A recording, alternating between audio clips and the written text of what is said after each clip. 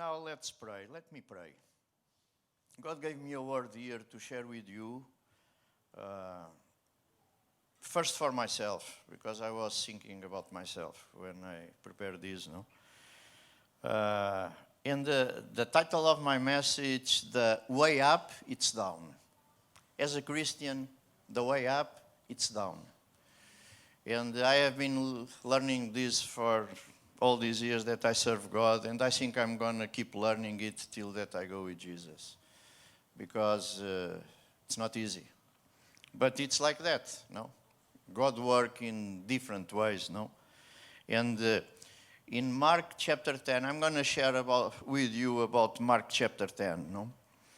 Mark chapter 10 say like this: whoever wants to become great among you shall be your servant. Whoever of you wants to become first among you shall be the bondservant of all. No? And as usual, Jesus turned our world upside down, okay? And he introduced the rules of the road for that we can reach the kingdom of God, okay? And these rules now, altogether, are different of the rules of the world. Completely different, okay? Because, like it says here, if you want to be big, you need to come from down, and you need to be a servant. You need to serve. When we serve, that's when we are big to the eyes of God. Okay? Let me pray. Dear Lord, I want to tell you that it's a privilege for me to be here today, share your word, give me words of wisdom. For that I can share with the brothers and sisters here what you put in my heart. And that this word come first to me. For that I improve my walk with you and to each one here. That we can leave this place a little better than we came in. And I want to pray all this in the name of Jesus. Amen. Okay, I'm going to start reading in Mark chapter 10.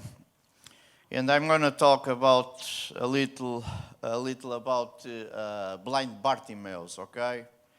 We all know this passage, no? And this is like an introduction where I want to go. Okay, I'm going to read from verse 46 to 52. Mark 10, 46 to 52. And say like this: then they reach Jericho. Important this word here, they. Then they reach Jericho.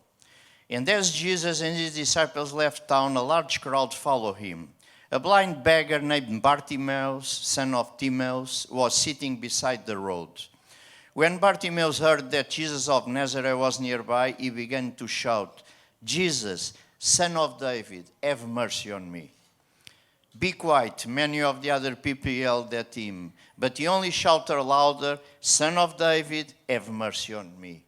When Jesus heard him, he stopped and said, "Tell him to come here." So they called the blind man. "Cheer up," they said. "Come on, he's calling you." Bartimaeus threw aside his coat, jumped up, and came to Jesus. "What do you want me to do for you?" Jesus asked. "My Rabbi," the blind man said, "I want to see." And Jesus said to him, "Go, for your faith has healed you." Instantly the man could see, and he followed Jesus down the road. Important that we understand this, okay? To lots of us here, God gave us sight. God gave us spiritual eyes, for that we can see a little further than we can see with our human eyes, okay? But here say that after he followed him. And I ask myself, why so many people, I see God does miracles in their lives, why they don't follow him? Why they go back again? Why they go back again? Because when we have an encounter with Jesus, it's impossible don't follow him. Because it's like we are amazed, we are in awe of what Jesus have done for us and what he can do, no? Then follow him, it's easy, no? And here say that blind Bartimaeus, he was on the side of the road, okay? Nothing happened in the side of the road, okay? If you want to go somewhere, in the church are in the side of the road just looking what is happening. And you know what happened? Nothing happened to them. Because they are just looking. They don't want to be a part of it. Road. No? If you want to go from point A to point B, you cannot go on the side of the road. Because there is holes on the side of the road. There is dirt. It's dangerous. And people can be there. No, you need to get on the road. No? And blind Bartimaeus, because he had a problem, he was a beggar. He was on the side of the road because he could not do anything else. No? But you know one thing, Jesus was passing by. Jesus is passing by here today. If you are on the side of the road, cry out to him, he are going to call you. Come, bring him to me. He are going to call you. But are you ready to cry out to Jesus? Or you feel ashamed telling, no, I have a problem. I need God in my life. No? We are so brave sometimes to go to the Collingwood game and we scream and we jump and we make flips and you know. No? Jesus is here. You call him and you tell him, look, I need help. I hope that in the end of this sermon here, you get out of the side of the road. Because I tell you, nothing are going to happen with you if you keep being on the side of the road, no? And what happened here, no? This word that I told you before, no? The people that were following Jesus, and you know one thing, these include the disciples, huh? These include the disciples, no? What today? He shouted loudly to get the attention of Jesus because he wants to get well, he needs a solution for his problem, and everybody's shutting him down. Shut up. You don't call him, don't bother him, leave him alone. No, my friends. We need to cry out to God. Because this is a personal thing that each one of us need to do. Nobody can do that for you. You need to cry out to God. You know? Rumor don't change people. And I tell this so many times to the people there, brothers. Rumor don't change people. You need to cooperate. God change you. Cry out to him. Rumor make you rebellious because we have lots of rules. Why I need to do this? Why I cannot drink a coffee? Why I cannot... This is what rumor does for you. Cry out to God and you are going to see the miracle in your life. And for us in the church, the same thing. God wants to do a miracle with everybody, no? And as a beggar, his life, it was to shout because he needed to get the attention of people to give him money. It was his life. Because if you were a beggar at this time, you were there and you were always talking and shouting, help me, help me, help me, help me. That's what they need to get the attention of people, you know? Well, I don't know if they have the sign like the homeless, they have the sign, no? But they need to shout, they need to call the attention, no? And the nice thing here, it's this. The enemy has no problem when we beg for stuff. But when you start begging for God, he are going to shut you down. He are going to shut you down, you know? But if you beg for stuff, you beg for things, he doesn't have a problem. But when we start saying, Jesus, Son of God, help me. They say, hey, don't make too much noise. Don't make too much noise. Too much noise here in the church. You don't pray. You don't pray. Don't sing too loud. Let's take this in an easy way, you know? It's the enemy that what he wants to do with us, no? People beg for a like in the Facebook. They beg for it. They put something, and after they go after 2 hours, how many likes I have? If they don't have likes, they get really upset and frustrated. Beg for God. We need to beg for God. We need to beg for God. I learned already in my life when I have problems, I beg for God. I go to God. Oh, no, because it's the only thing that I can do, no? And there is lots of opposition, no? The devil wants to keep us in a broken situation, in a broken state, no? But here Bartimaeus, he keeps shouting. and shouting, no? And Jesus here, he said, look, bring him to me, no? And after you can read here that the first thing, he stand up, he threw away his cloak. Do you know the cloak? It was the vest. It was like a robe that they put, okay? And I was reading this and studying this, no? And the cloak, it was something that the government give to them because there was lots of people that they were deceiving, they were not blind, they were not in a stage that they need help, and they were asking for money. It was easier for them. They see it and they ask for money, no? And the cloak, it was a sign that it was the truth, okay? That they could be a beggar, they could ask for money, okay? They give them a cloak, okay? And he said that he threw out the cloak, no? And Jesus asked him, what do you want me to do for you? What is your priority? What is your priority? I remember when I came to God, do you know what was my request to God? This is the truth. My request to God, say, God, I want to be happy. I never asked to get out of my old life. I never asked that God give me this or that. I just was asking God for a while, I just want to be happy. I'm tired to live unhappy. This was my request to God, you know. And here, we love this transformation. A blind can see, and he start walking by himself, and he start following Jesus, no? But you know, when Jesus shared this with us here, no, this is not only about Bartimaeus, okay? Because Jesus wants to minister to the ones that are following him. Because sometimes we follow Jesus just because we want to receive something from him. It's not because, like Michelle was praying, be the king of my life. Do you know what is that Jesus be the king of our life? We don't rule anymore. He rule. He sit in the throne of our life and we do what he tells us to do. Okay? But lots of times, we want things, no? And we ask for things, no? And here, he provides physical healing in order to help the followers with spiritual healing. And I explained to you, because when I was reading this, God revealed this to me, because I'm a servant of God. And the disciples were there. They were servants of God.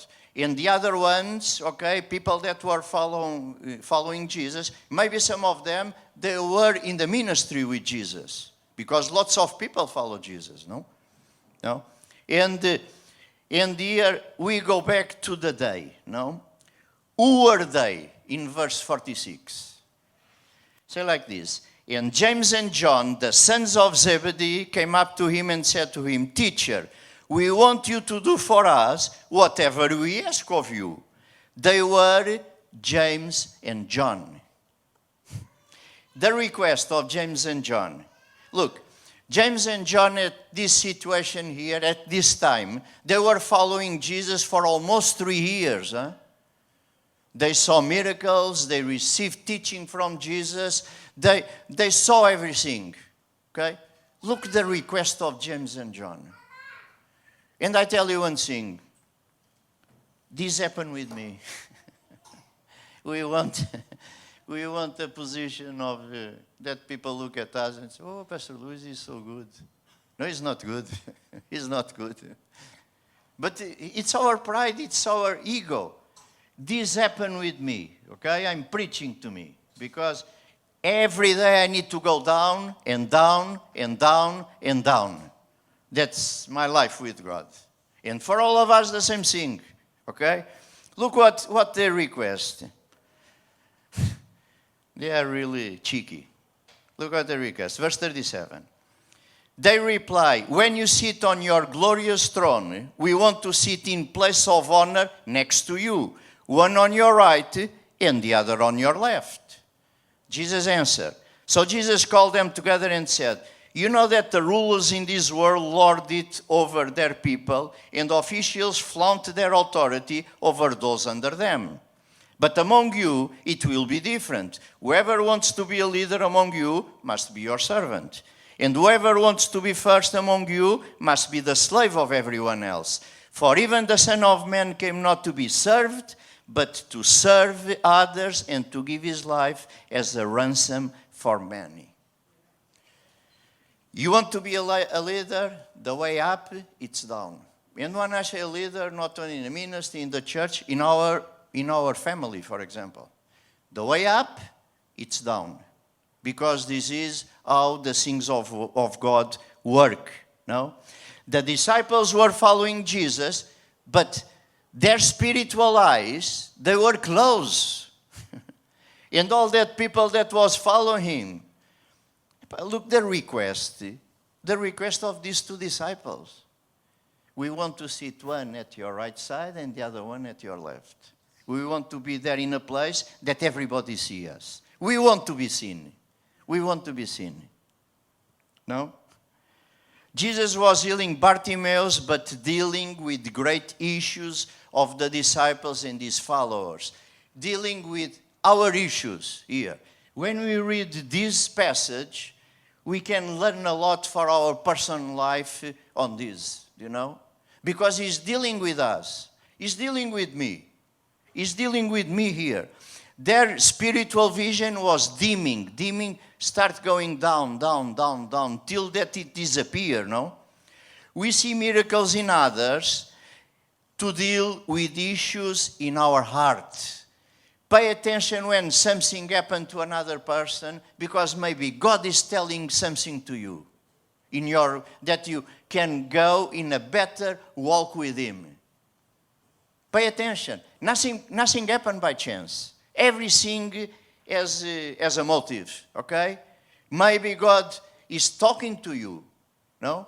God talked to me in a very powerful way with the examples of the others. Because I saw lots of people, pastors in church, and because they are here, and because of their proud, and because they want to be like this. I sit at the right or the left of you, I want to be. They go from here, down, completely down. I saw this so many times. And this can happen to me. Can happen to each one of us. No? Because the way up, it's down. No? He's dealing with the spiritual blindness of his followers and his disciples. No? It's possible to have our eyes open, our human eyes open, but our spiritual eyes don't see a thing. Don't see a thing. You need to see with your spiritual eyes. Because the spiritual things, we just can't see them with our spiritual eyes. Okay? We cannot see it with our human eyes. No? And every time we lose the ability to see the spiritual, we gain the ability to start asking for stuff. We start asking for things. Because our spiritual sight starts diminishing, going down. No? And we start looking at the things of this world, we start looking at the material things, and we start asking for them. We start asking for recognition, acceptance, honor, self-appraisal. That's the things that we look for, no? Every time we lose our vision, we become a beggar. This is my testimony. Every time that I lose my vision of what God called me, I become a beggar. I start looking to other people and say, maybe I could have that too. Maybe I could get a job. Maybe I could have a normal life. Okay? I start being a beggar, no? Every time our vision goes dim, we start depending on things that are not God. And this is very dangerous for us. If we follow Jesus, this is very dangerous for us.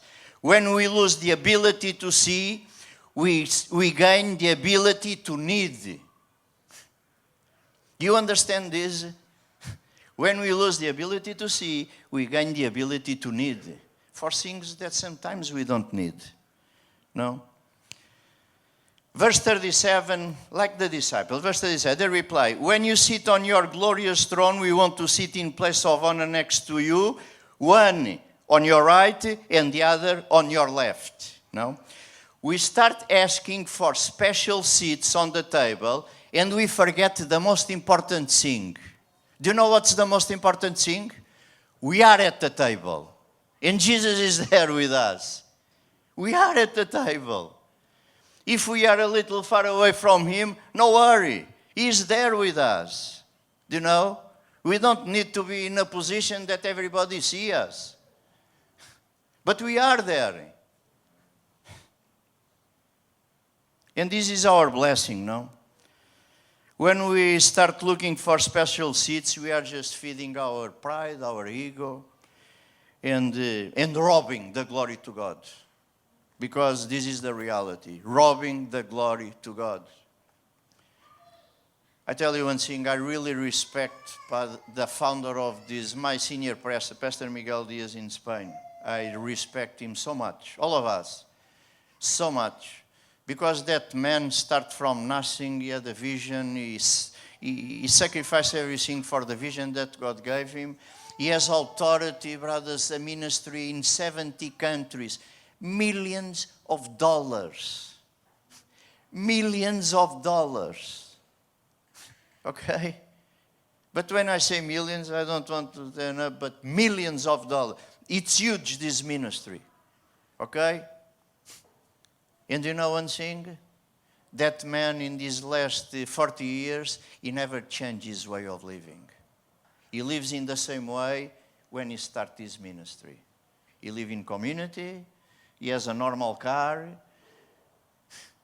Every time that you go to the place, okay, to visit in Africa and this and that, he stay in the community. He stay in the community with the brothers and sisters. And he could have authority to go to a fancy restaurant and a fancy hotel. And he stay in the community. What a big example. It's impossible for us to do another thing with the vision that God gave us because we have an example on him. He's like this, him and all his family. It's incredible. No? Then,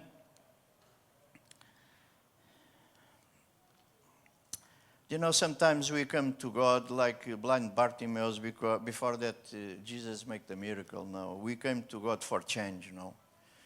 And after God make a miracle in our life, and we keep going for change. You don't need to go for change. This was before. Before that we had an encounter with Jesus, no? It was before, because, you know, when our eyes going dim, when we start losing our vision, do you know the problem, the things, what happened? It's that even if Jesus is passing by us, very close to us, we don't see him. Because our attention, our focus, it's in things that has nothing to do with God. He passed by, sometimes we just need to reach him by the hand and said, please help me. He's there close to you. But because your vision is dim, you don't see him. You don't see him, no? Verse 50 say, Bartimaeus threw aside his coat, jumped up and came to Jesus. It was a symbol of the government. He threw it away, no? Because he realized that Jesus could make a miracle in his life and he don't need it anymore. Okay?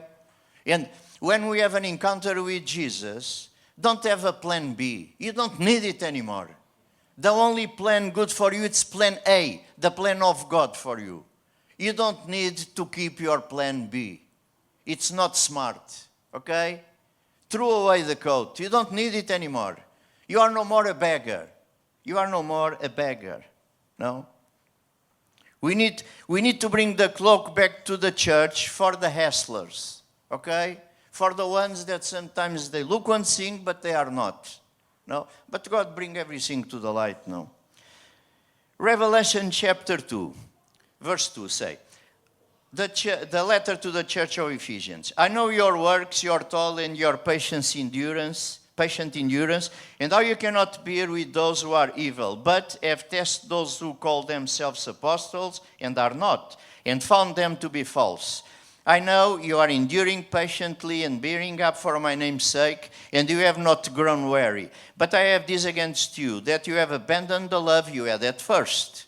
Remember therefore from where you have fallen, repent, and do the works you did at first. If not, I will come to you and remove your lampstand from its place unless you repent. No? Outwardly, the church of Ephesians look exemplary. They were doing good. No? If we had visited that church, we would see that they were doing a service for the Lord. There was spirituality there inside, okay? There was maybe good preaching, good music. There were good things there, no? It was a church that you go and you feel good, no? But underneath, they show zeal. They show that the zeal and devotion, okay, in reality, they were losing it. Was no more there. Little by little, they were dimming their spiritual eyes, and they were losing it. No? And lots of times now, we saw this, when we start seeing things like this in our life, okay, we need to talk to ourselves and say, you needed to return to your first love. Do you know what is our first love? Do you remember when you met Jesus? I remember when I met Jesus, it seems that I was in the air, that I was floating, brothers. Because I really had an encounter with Jesus, and it was another thing. I cannot explain to you. Okay? This is our first love. Do you remember when you fall in love with a lady or the lady with a man, and you just want to be with them? Because you are in love, you know? And this is our first love with Jesus, no? Sometimes we need to think about this and go there again.